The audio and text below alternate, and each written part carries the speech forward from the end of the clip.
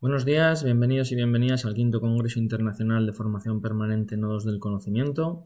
En esta ocasión vamos a presentar la ponencia titulada ¿Cómo distribuiría la carga horaria de las materias nuestro alumnado?, la cual se encuadra en el área de conocimiento de evaluación, gestión y políticas educativas y ha sido elaborada por Daniel Arriscado, que soy yo mismo, Abraham García y Antonio Gómez de la Universidad de La Laguna y por Raúl Jiménez de la Universidad Internacional de La Rioja. Todos los que nos dedicamos a la docencia sabemos que cada vez que se produce un cambio de gobierno nos echamos entre comillas a temblar porque suele venir acompañado de una nueva ley educativa con todo lo que ello conlleva. Una de las principales funciones de las leyes educativas es establecer las enseñanzas mínimas y la distribución de las materias. A día de hoy los reales decretos que determinan estas enseñanzas mínimas, en el caso de educación secundaria es el Real Decreto 217/2022 y en el del bachillerato el 243/2022. Como se puede ver aquí, esto es un ejemplo de la ESO. Estos reales decretos determinan estas enseñanzas mínimas que además deben completar el 50% de los horarios escolares en el caso de comunidades autónomas con lenguas cooficiales y el 60% en el caso de comunidades sin lengua cooficial. En este caso nos vamos a centrar en la ordenación de las enseñanzas LOMLOE en la Comunidad Autónoma de Canarias. Obviamente hay una serie de decretos que luego lo que hacen es adaptar estas enseñanzas mínimas al contexto de cada comunidad autónoma. ¿Qué es lo que ocurre? Que cada vez que se da ese cambio de leyes educativas y esa reforma, se vuelve a plantear la importancia de las materias dentro del currículo, cuáles requerirían más horas, cuáles menos, y esto siempre es motivo de controversia. ¿Por qué? Pues básicamente porque para ampliar el número de horas que se destinan a una materia, obviamente hay que reducir el de otras. Y entonces siempre hay polémica en este sentido porque aquellos gremios a los que se les disminuye o aquellas enseñanzas a las que se les disminuye el número de horas, pues se ven perjudicados. Por otro lado, en cuanto a la participación del menor, un par de ejemplos. La Convención de las Naciones Unidas sobre los Derechos del Niño afirma que se debe garantizar la oportunidad del niño a ser escuchado y a tener en cuenta sus opiniones en función de su edad y madurez. Igualmente, la LOMLOE nos afirma que corresponde a las administraciones favorecer la participación del alumnado en el funcionamiento de los centros a través de órganos como por ejemplo el Consejo Escolar. Sin embargo, autores como Barranco, Barroso y colaboradores indican que persiste un modelo de participación escolar en el que no se tiene apenas en cuenta la opinión de nuestro alumnado. Es por ello que en este estudio nos planteamos dos objetivos. El primero y principal es analizar las diferencias entre la distribución horaria real que marca la normativa educativa de las materias académicas y la que le gustaría tener a nuestro alumnado, y en segundo lugar analizar esas diferencias en función del género de dicho alumnado. Para ello, hacemos un estudio piloto en una localidad del sur de Tenerife que cuenta con 50.000 habitantes y cuya principal actividad económica es el turismo. Allí encontramos un instituto de educación secundaria con unos 1.200 estudiantes que tienen un nivel socioeconómico y cultural muy diverso, ya que proceden de múltiples nacionalidades y situaciones económicas. Si estos 1.200 estudiantes están cursando tanto bachillerato como FP como educación secundaria. En este caso se invitó a participar a todo el alumnado de la ESO y de primer curso de bachillerato. Finalmente obtuvimos una muestra de 76 estudiantes de educación secundaria, lo cual es un 15% de todos los estudiantes de educación secundaria, y 41 estudiantes de primero bachillerato, lo que suponía un 30% de dichos estudiantes. En cuanto a las variables, en primer lugar se les preguntaba por su género y el curso en el que estaban matriculados, y a partir de ahí intentábamos averiguar la distribución horaria que ellos harían para garantizar la mejor educación posible, y así aparecía en el enunciado del cuestionario. Para ello lo que hacíamos era, en función del curso que estuviesen haciendo, por ejemplo en este caso vemos el de primero de la ESO, se les mostraba las materias que la normativa y la distribución horaria que la normativa educativa determinaba. Ellos ya la conocían porque era el curso que estaban haciendo, pero aún así se les recordaba, y después se les pedía que hicieran ellos la distribución horaria en función de, como hemos dicho, su opinión para garantizar la mejor educación posible, pudiendo asignar desde 0 sesiones hasta 5. Sí que es importante que las sesiones totales semanales, porque así está distribuida la carga horaria en la Comunidad Autónoma Canaria, sumasen 30 periodos lectivos al final de cada semana, es decir, 6 periodos lectivos cada día. En este sentido, se tuvieron que desechar 18 cuestionarios porque el sumatorio de las sesiones era superior o inferior a 30, con lo cual todos esos cuestionarios fueron desechados. El procedimiento fue relativamente sencillo, se elaboró un cuestionario que aquí sí que hubo complejidad por los diferentes itinerarios educativos que aparecen, especialmente ya en bachillerato. Posteriormente, durante mayo y junio de 2023, se cumplimentaron estos cuestionarios a través de Google Classroom, que es el soporte que se utiliza, el soporte virtual que se utiliza en el instituto que hemos mencionado.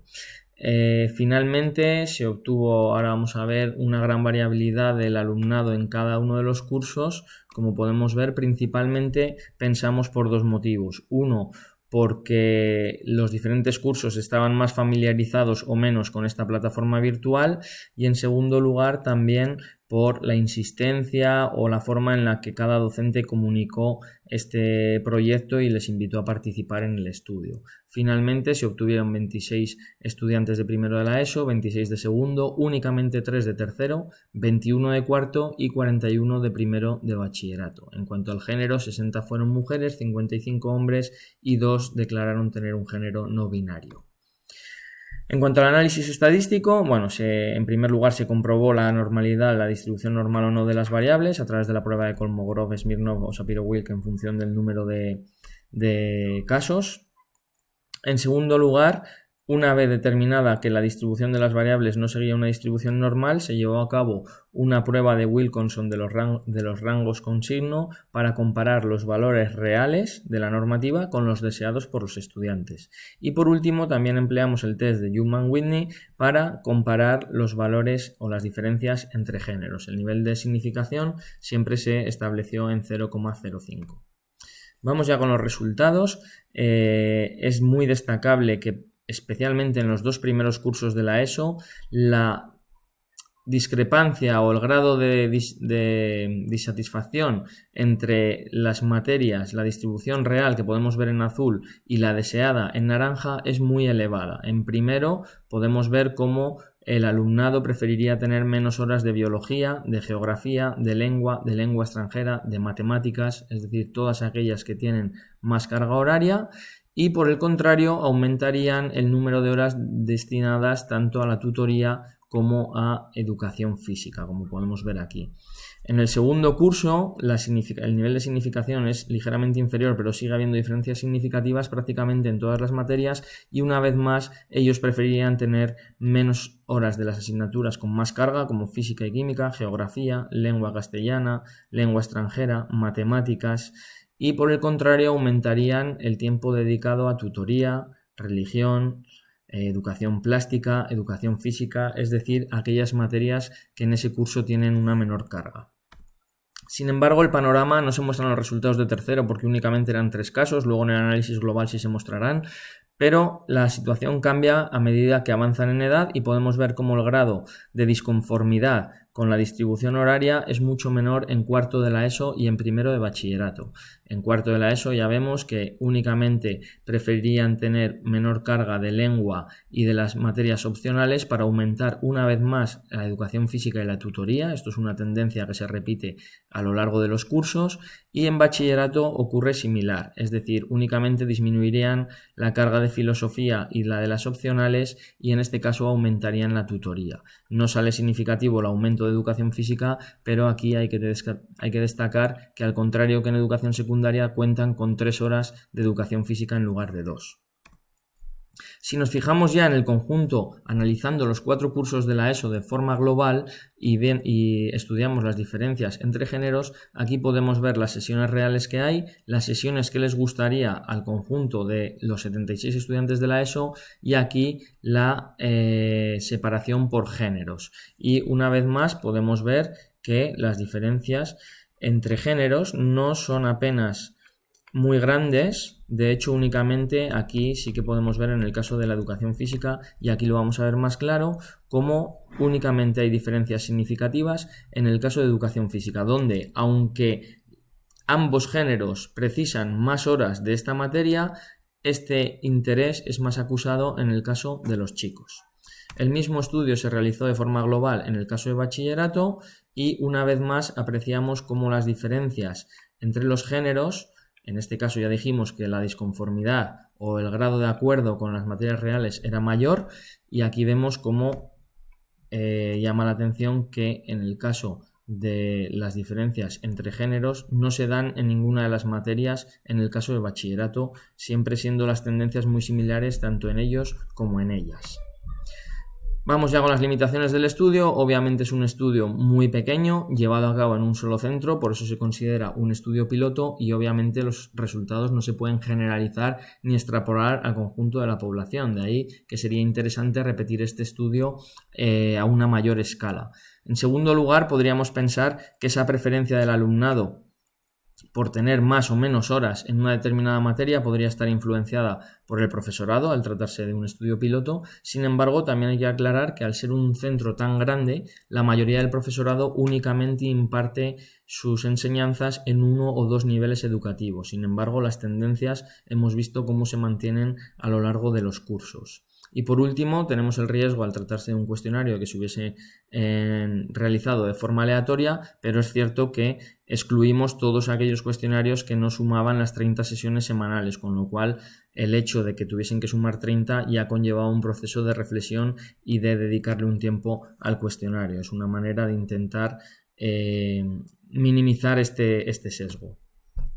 En cuanto a las conclusiones, ya para finalizar, podríamos decir que el grado de insatisfacción del alumnado de ESO, especialmente en los dos primeros cursos, es muy elevado, y que para ellos sería o desearían una menor carga de aquellas asignaturas que tienen más sesiones a la semana, como lengua, mates, lengua extranjera, para aumentar principalmente educación física y tutoría. En segundo lugar, podemos observar que esta disconformidad se va atenuando con el paso de los cursos, especialmente en bachillerato, ya que también coincide con que es una etapa posoperatoria, posobligatoria, y únicamente el alumnado que quiere estudiar o entendemos que quiere continuar con sus estudios está ya intentando sacar esa titulación.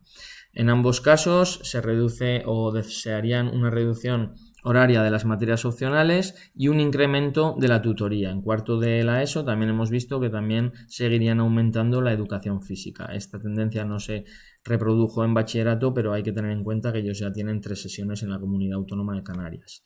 Y por último, llama la atención que esa tendencia, esa disconformidad, tanto en la ESO, disconformidad o conformidad tanto en la ESO como en bachillerato, es muy similar en el caso de ambos géneros, no habiendo diferencias significativas entre ellos y ellas, excepto en el caso de educación física, que aunque ambos desearían una mayor carga lectiva de esta asignatura a lo largo de la ESO, este incremento sería más acusado en el caso de los chicos.